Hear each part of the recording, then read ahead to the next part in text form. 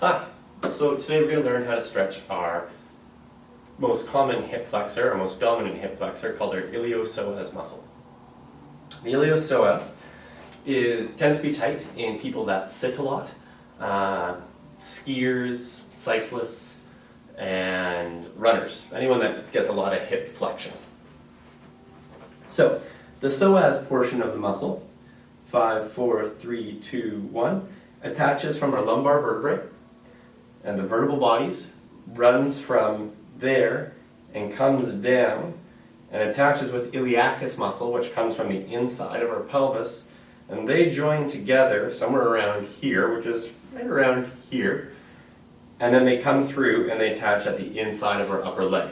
So just whoop, right in at the upper part of the leg here. Now, this guy here, unrest. So, how to stretch it. There are common variations for stretching it that involve standing, dropping a knee, and bringing your pelvis forward while arching back or bringing one arm back like that. They work. I think this stretch works a lot better. This is called the hurdler stretch, coming from people that hurdle. So, it's 2 stages. 1, your toes point down. Your knee points straight down, and it's best to do this on a table. You don't have to do it on a chiropractic table. You can do it on I've used the back of a couch. I've used a kitchen table with a towel on it just to make it a little softer on my knee. I've used a coffee table with the same thing. Made a little pillow underneath my knee just to rest my kneecap. So from here I get down, and I come right down.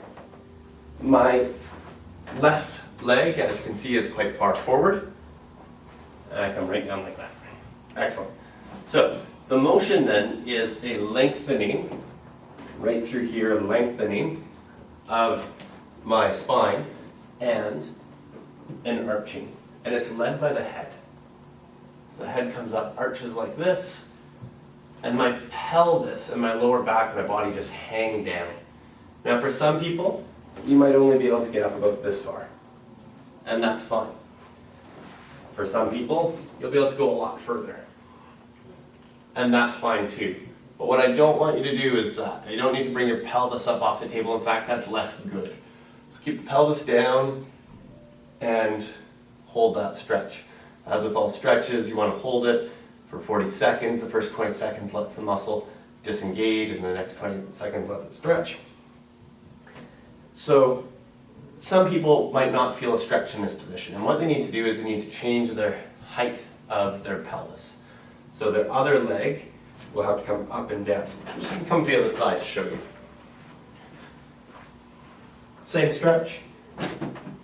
Foot's down, knees down, legs in front. I come down, I arch up. I get a nice stretch, and the stretch is right in this region in here on the other leg. So I come up, I arch. So in this arching position, if I drop my pelvis down on the standing leg, or I lift my pelvis up, that totally changes the stretch. Also, turning and talking to a camera changes the stretch too. So by bringing this back up, I feel it more. By having this down, I definitely feel it a lot less. You need to find your sweet spot. Hold it for 40 seconds. Now, stretch 2, or stage 2, position 2. So again, position 1, toes down, knees down, you come down, arch up, and you feel it right in a long line through here. Right through here is where the stretch is aiming at. Position 2 is going to get the stretch to the inside of the upper leg. To do that, instead of having our foot down, we now have our foot on flat, the inside of the foot flat on the table, and the inside of the knee down on the table. Everything else, I just slide a little further forward. I come down, I arch up, up, up, up, up, up, and everything's the same. Still a lengthening, still an arching, still initiated by the head and bringing the rest of the spine with me, and still have my pelvis coming low, and I can still tip my standing leg and pelvis side to alter the stretch. This is a much sharper specific stretch. The other one's a very general length stretch. This one gets right to the insertion point on the femur. Hold it for 40 seconds, come on out. I usually recommend come down like I just did to come out. It's a very strong stretch, and then come around and do the other side. This stretch is very, very useful for people with low back pain, and truthfully it's very useful for people with upper back and neck pain because those two things are really strongly tied together. You want to learn how to set up your office ergonomics because you sit a lot and you have tight hip flexors and you get a lot of low back pain. Check out my website for my DIY workstations. If you need help and you live in the Vancouver area, come on in. I'd love to help you out at the office. Otherwise, give me a bell and maybe I can help you find a chiropractor near you.